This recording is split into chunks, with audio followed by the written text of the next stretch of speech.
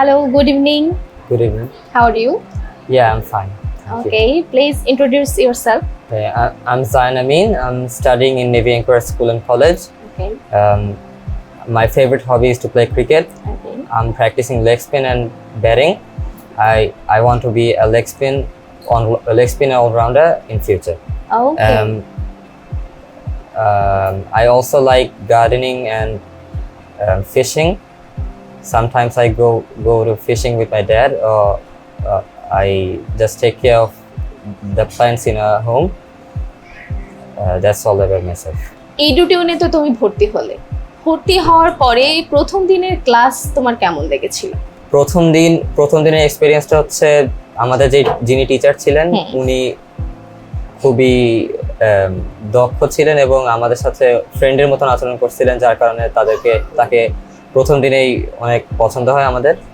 তো তিনি কোনো প্রবলেম হলে প্রথমেই জিজ্ঞেস করে নিতেন আর কি, যে কোনো প্রবলেম আছে কিনা, এরপর প্রবলেম হলে তোমরা আগে থেকে আমাকে জানায় রাখবা।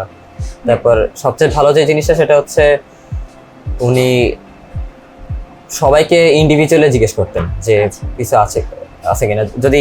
যদি সবাইকে একসাথে জিজ্ঞেস করে তাহলে তো কেউ বলবে না এরকম, কিন্তু ইন্ডিভিজুয়ালি জিজ্ঞেস করে তো সবাইকে বলতে হবে।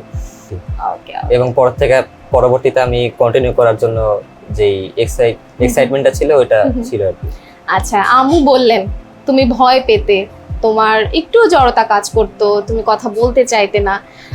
এই যে টিচার তোমার সঙ্গে ইন্ডিভিজুয়ালি কথা বলছে, ডেকে ডেকে তোমার সঙ্গে কথা বলছে, তুমি কি মনে করো এটাতে তোমার অনেকটা হেল্প হয়েছে? প্রথম একটু চ্যালেঞ্জিং লাগতেছিল বিষয়টা, যে কারণ আমি ছোটবেলার থেকেই হচ্ছে এরকম ছিলাম যে মানে কথা বলতে চাইতাম না সবার সাথে, তারপর লজ্জা লাগতো। আচ্ছা। তো এরপর ক্লাস কন্টিনিউ করার পর থেকে আস্তে আস্তে ওই জড়তাটা কাটতে শুরু করছে, এবং যেই ফ্রেন্ডরা ছিল তাদের সাথে ইংলিশে আমরা কনভারসেশন করতাম। এরপর মিস হচ্ছে টাস্ক দিয়ে দিতেন যে আজকে ক্লাস শেষ করে তোমার একটা যে কোনো একটা টপিকের উপরে হচ্ছে ইংলিশে একটা মানে ইংলিশ স্পিকিং এর একটা ভিডিও দিতে হবে, প্রেজেন্টেশন। হ্যাঁ, প্রেজেন্টেশন। তো সামনে ক্যামেরাটা ধরে জাস্ট এটা যে কোনো একটা টপিকের উপরে প্রেজেন্টেশন এরকম দিয়ে দিতেন। এরপর মিস হচ্ছে বিভিন্ন ধরনের ছবি দিতেন, তো ছবি দেখে তারপর ছবিতে কি কি আছে, তারপর এই ছবিটা আর কি ডেসক্রাইব করতে বলতেন, এরকম মানে পিকচার প্রেজেন্টেশন যেটা আর কি। ওরকম করার পর থেকে আস্তে আস্তে জড়তাটা কেটে যায়। তোমাকে আমার একটাই রিকোয়েস্ট থাকবে, যেটা হলো আমরা তো সবাই জানি ইংলিশ তো একটা ফরেন ল্যাঙ্গুয়েজ। তুমি বেশ কিছুদিন যাবত 6টা মাসের একটা কোর্স আমাদের সাথে কমপ্লিট করেছো, তাই না?